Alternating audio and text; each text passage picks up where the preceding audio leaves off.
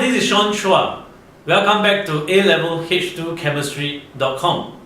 Now, today we're going to continue with the discussion on organic chemistry with the focus on the new homologous series known as alkenes. Alkenes are known to be unsaturated because they have CC double bond and they undergo addition reactions. Alkenes are also known to be nonpolar because the carbon and hydrogen atoms in them have similar electronegativities. There are three typical chemical reactions of alkenes. First is known as combustion. Second is known as electrophilic addition. Third is your oxidation reaction. Our focus today will be on electrophilic addition, and we're going to look at its mechanism, which we're going to use curly arrows to represent the movement of electrons, as well as how the atoms move around in this electrophilic addition reaction. The example that I'm going to choose is known as ethene. It's the most simple alkene that you can have, and is symmetrical. Alright, let's take a look on the board on the discussion. Now, so what I'm going to do is use the ethene and let it react with bromine in the presence of tetrachloromethane, your CCl4, a non-polar solvent. So this will be your ethene molecule,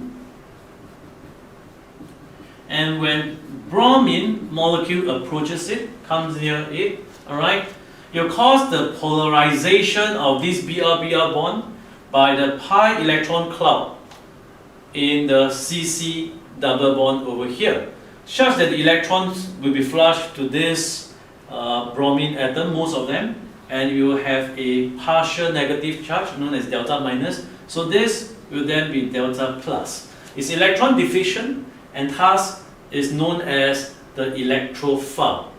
Alright, and that's why we call it electrophilic addition. Alright, so what happens is that this electrophile will then attack the pi bond in the CC double bond over here, the pi electrons. Alright, and then it will attack and the bond will shift this way, alright, which is a pair of electrons. There's heterolytic fission over here, if you look at it, alright. And this is your first step. And the first step is known as the slow step, which is the rate determining step. In kinetics, this is the most important step because it controls and determines how fast the reaction is. Now, so the product that we get, or rather the species that we get over here, is known as a carbo-cation intermediate, and the structure looks like this.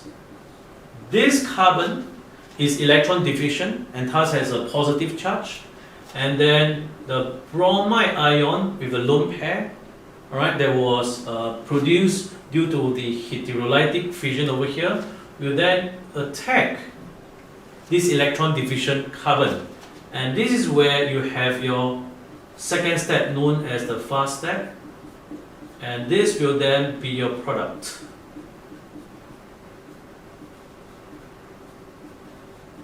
This is known as your 1,2-dibromoethane and alkyl halide, or sometimes called halogenoalkanes. Alright, so this is the two-step mechanism for electrophilic addition reaction of an alkene.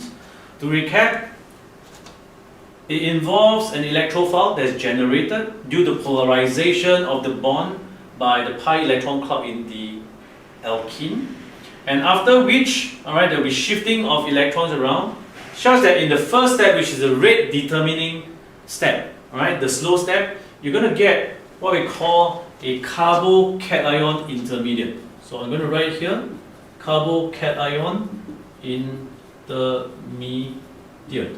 And this carbo-cation intermediate is not very stable because the carbon here, alright, is electron deficient. So the so-called bromide ion with the lone pairs will then attack it to go through the second step, which is the fast step, to form your product. Okay, so this is known as electrophilic addition mechanism, and it involves two steps once again. It's very important because the examiner loves to test you in the examination. I hope you learned a great deal today, and feel free to share this with your friends. I look forward to seeing you in the next video. Thank you.